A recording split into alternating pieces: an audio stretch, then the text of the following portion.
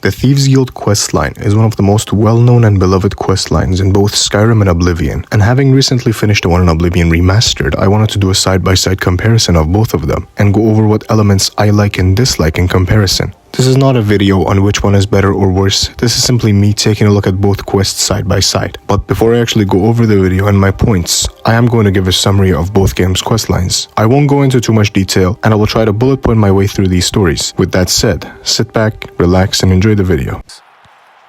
The Grey Fox has a task for you. The journey of the Thieves Guild questline in Oblivion starts from the Grey Fox. The Grey Fox is a master thief and a mysterious figure that you'll find posters of all over the Imperial City. And after you pick up one of these posters, the game will allow you to question almost every character you meet about him. However, everyone will give you the same answer, that they hope he gets arrested and he's a very dangerous master thief. The only group of people who will give you a different answer are the beggars. They will claim the Grey Fox is a fairy tale, and there's no truth to his existence. And if you by chance decided to bribe or persuade one of these beggars and ask them the question again, that's when you can get the truth out of them. If you choose the right option, the beggar will direct you to meet a man named Armand Christoph in the waterfront of the Imperial City at midnight. You make your way to the location and you see that 3 other people are waiting for him too. Armand shows up and decides to see if you all have what it takes to be a thief. So he challenges the 3 of you to steal a diary from one of the houses in the city.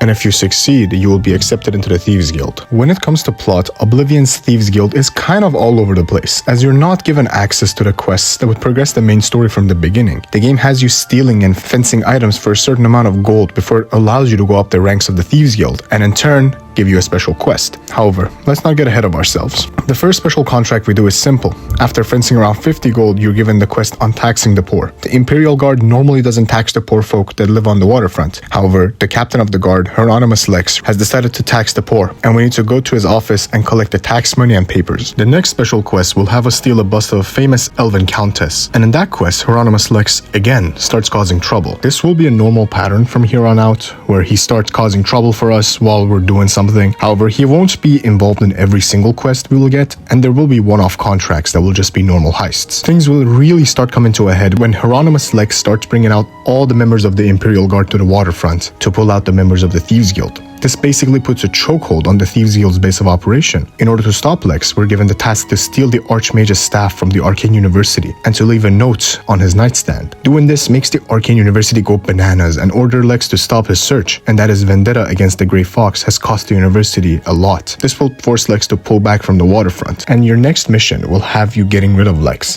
which in the Thieves Guild's case would be to have him restationed in the city of Anvil. In comparison to the other major quests, this one is less complicated and eventful. You just need to break into a castle, steal the list of candidates, and give the letter to a forger and add Lex's name to the top. And just like that, you'll be given the title Shadowfoot. And it's from here on out that the real plot of Oblivion's Thieves Guild will start to show itself. You will be contacted by the Grey Fox himself, and you'll be given 3 massive quests, with a final one that will wrap all of them together. In each quest, the Grey Fox will have you find a certain item that will move his plans further. In the first mission, he'll have you sneak into a Moth Priest temple. He'll want you to steal an item called the Sevilla Stone. This magical item is used for scrying and peeking into the future. However, the way it does show the future is not so straightforward and direct. The second item the Grey Fox will ask for is the Arrow of Extrication, which belongs to a court wizard in Bravo. The arrow is key-shaped, and it's meant to open a door to a secret passage. And lastly, you will need to find the boots of a famous old thief called Spring-Heeled Jack. Apparently, his boots have a special quality that allows people to jump higher. The Grey Fox has tracked the last ancestor of Spring-Heeled Jack to the Imperial City.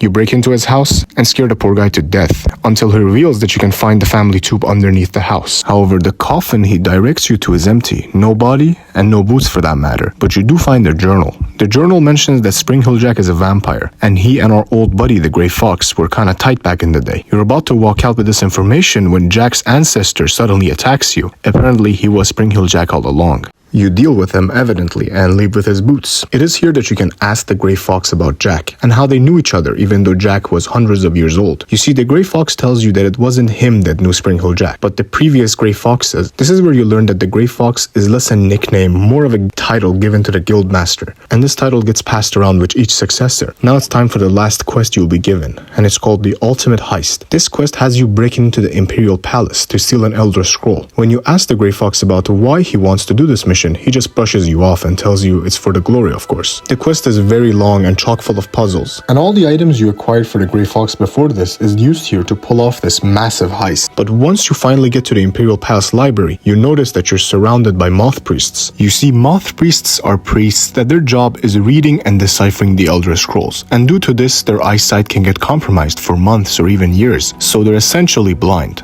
But don't be fooled, one wrong step and they will catch on. They're waiting to give the Elder Scroll to someone else when you instead sit in their place. Not really being able to see, they just hand you the Elder Scroll, and you go to the last floor and escape. You would assume this is where the quest ends, but no. The Grey Fox takes the Elder Scrolls from you and instructs you to give this special ring to the Countess Milona of Anvil. Upon giving her the ring, she gets extremely sad and tells you that the ring belonged to her late husband that went missing. However, she does mention that she can't recall his face whatsoever. Suddenly, the Grey Fox shows up and he reveals himself to be her husband. You see, just like I said, the Grey Fox is an inherited title, and he was given this title by his former guildmaster 10 years ago. And the unique mask they wear is the Grey Cowl of Nocturnal. The cowl has the power to wipe out the identity of its wearer completely, and it wipes their faces from people's minds as well. And our Grey Fox, which we learn is named Corvus, used the Elder Scroll to remove the curse of Nocturnal, but only a part of it. The person who wears the cowl will still have their identity be protected, but after removing it, they won't be forgotten or lost in other people's memories. It is here where Corvus names you the Guildmaster and passes the title to you as he reunites with his old love. And with that, the story of the Thieves Guild in Oblivion comes to an end.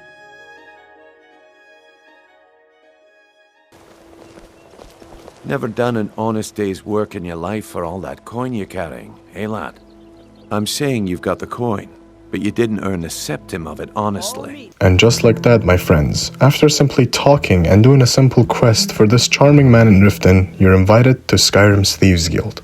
The man who gave you this small mission is called Brynjolf. He's well-spoken and charming. Brynjolf is clearly impressed with you, but before he gives you the A-OK to join the guild, he gives you one last task. He asks you to collect payments from 3 shops in Riften. And you see, in Skyrim there are multiple ways to finish a quest. You can simply go and punch them into submission until they give you the gold, or you can ask around. And that asking around rewards you with alternative ways of finishing quests. The game in a way encourages you to try and be resourceful, regardless, whichever path you choose. You bring him the gold and he officially has you meet with the guildmaster, Mercer. From the get-go, Mercer is stuck up and it almost sounds like he wants you out of the guild. He goes so far and gives you the one job that even their best sneak couldn't pull off, the Golden Glow estate. You see, Golden Glow is a bee farm, and this bee farm supplies Maven Blackbrier's meat empire. However, her contact there, a wood elf named Arangoth, stopped his deliveries to the meadery. He also armed the farm to the teeth with mercenaries. Now you must break in without a noise or bloodshed and find out what's going on. Here again, you have the option to either try to sneak your way around, go guns blazing, which the guild won't appreciate, or ask around and find out about an old sewer system that will lead you to the back door. You go in through the sewers, you pick the lock of the back door, and sneak to the second floor, and you find Arangoth. However, he doesn't look that afraid of you. Instead, he seems to be more afraid of someone else. You get his keys and you make your way to the basement. And once you open the safe, you see the truth. Arangoth has sold the farm, and the letter that sealed the contract has an odd mark on it. A mark that you will also find in your next mission as well, and your next mission will be given to you by no other than Maven Blackbrier. If you don't know, Maven Blackbrier is one of the most powerful and influential businesswomen in all of Skyrim. Her meat empire has been putting a chokehold on Skyrim's meat and ale industry, but not only that, Maven has direct contact to the Thieves Guild, and her contract has you go into one of her competitors' ale shops and poisoning his supply. And once you're done with the contract, you go to the second floor and you find a letter with the same mark again. When you go back to the Thieves Guild with this information, it's concluded that whoever this person is trying to drive a wedge between Maven and the Thieves Guild. They also mention a lead they have found.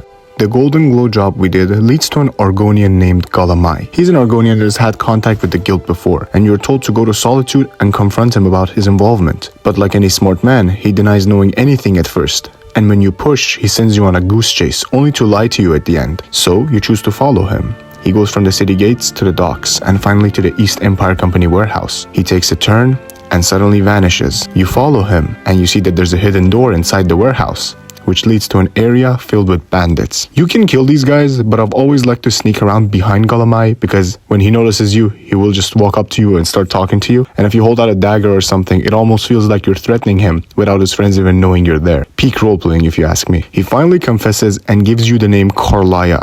Well, obviously the name means nothing to you, But later you learn that she was an old guild member that killed the last guildmaster. Galamai also gives you the one thing he heard from her. She would be at where the end began. And again, that means nothing to you. You go back to Mercer with this information, and he tells you he knows where the location is. It's where the old guildmaster Gallus was killed. You and him go there, and it's an old Nordic tomb with a door that seems to be locked. You search around for a key, but as you look up, you see Mercer is opening it and haven't picked the lock somehow. The dungeon you go through is quite standard, but the real head scratcher is when you reach a golden claw puzzle, and instead of Mercer finding the puzzle, he simply picks it open again. And all the while you're thinking this guy must have lockpick 2000 or something. As soon as you walk in, you're hit with an arrow. You fall to the ground bleeding, but somehow a conscious part of you starts listening to what is about to happen. Do you honestly think your arrow will reach me before my blade finds your heart? Give me a reason to try. You're a clever girl, Carlia. Buying Golden Glow Estate and funding Haunting Brew Meadery was inspired. To ensure an enemy's defeat, you must first undermine his allies. It was the first lesson Gallus taught us. You always were a quick study. Not quick enough, otherwise Gallus would still be alive. Gallus had his wealth and he had you. All he had to do was look the other way. Did you forget the oath we took as nightingales? Did you expect him to simply ignore your methods? Enough of this mindless banter. Come, Carlia. It's time for you and Gallus to become reunited.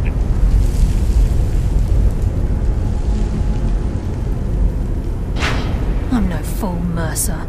Crossing blades with you would be a death sentence, but I can promise the next time we meet, it will be your undoing.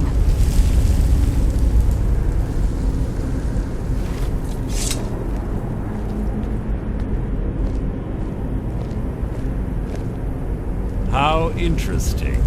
It appears Gallus's history has repeated itself. Carlia has provided me the means to be rid of you, and this ancient tomb becomes your final resting place. But do you know what intrigues me the most? The fact that this was all possible because of you. Farewell. I'll be certain to give Brynjolf your regards.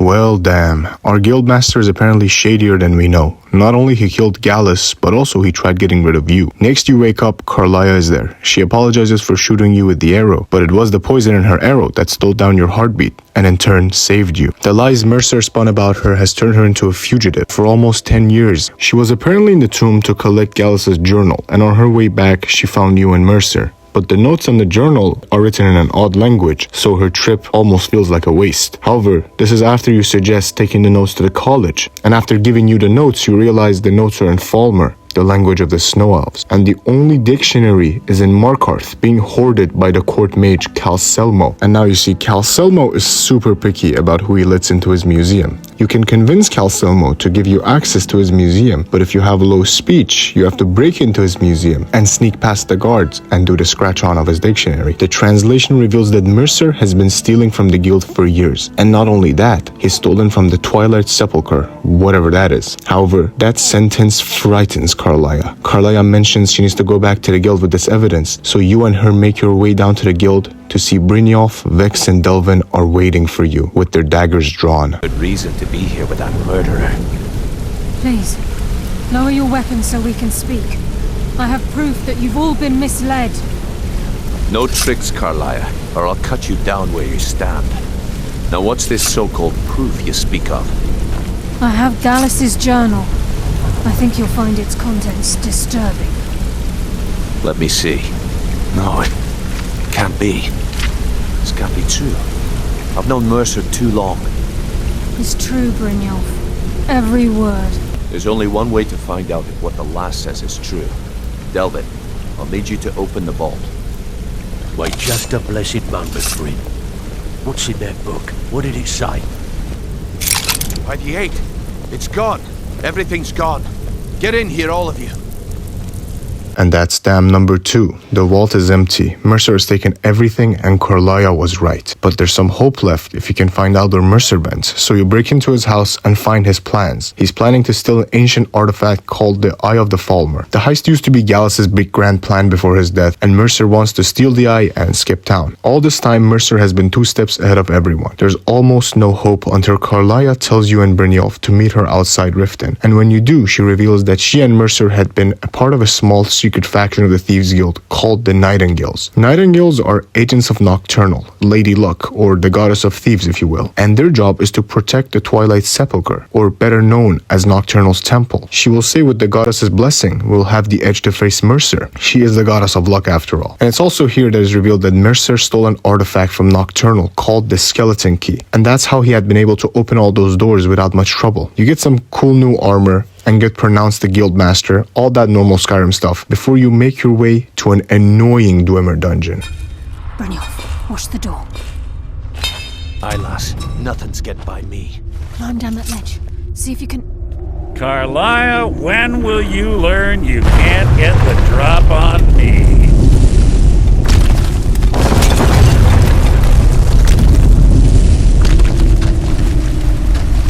When Brynjolf brought you before me, I could feel a sudden shift in the wind. And at that moment, I knew it would end with one of us at the end of a blade. What's Carlia been filling your head with? Tales of thieves? Nocturnal doesn't care about you, the key, or anything having to do with the guild. Then the die is cast, and once again my blade will taste nightingale blood. He separates you, Brynjolf, and Carlia and forces you to face him alone. He keeps going invisible, making it hard for you to kill him, but you finally best him. However, the Dwemer dungeon is old, and the pipes break, and water starts filling the room. As you start to feel there's no hope, a hole caves in, and all of you escape. Before you can return to the guild, however, you're given one last task, to return the skeleton key to Nocturnal. And in order to do that, you must take the Pilgrim's Test. Pilgrim's Test is some sort of a test where agents of Nocturnal have to prove themselves. You walk in and you find Gallus's ghost waiting for you. You update him on what's been going on and give him some sort of peace, knowing his death wasn't for nothing. You fight spirits, solve the puzzles, and you reach the end. A pit of nothingness. A dead end, with a letter of a dead man saying this is the end as your last comfort.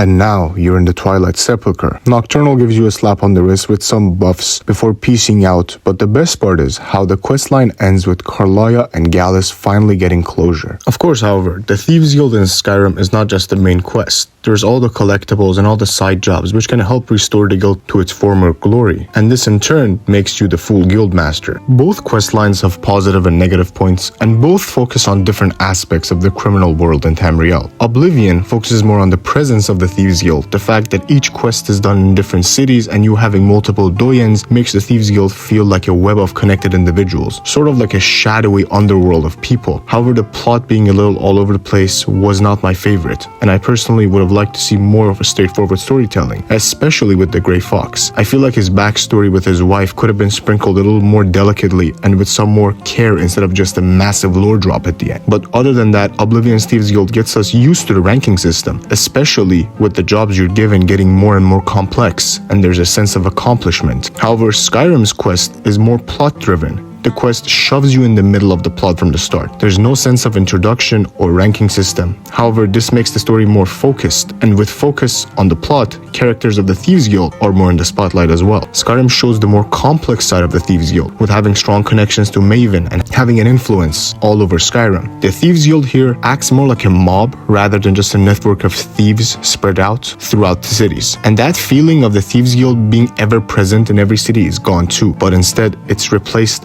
with the Ragged Flagon and Riften feeling like their only source of operation, or home in a way. I think Oblivion's Thieves Guild could have used a more focused plot that focuses a little more on the Grey Fox and his past, and on the contrary, I think Skyrim could have benefited from the ranking system that Oblivion has. Especially after the main quest, there's an option to restore the guild to its former glory, and that requires a lot of busy work.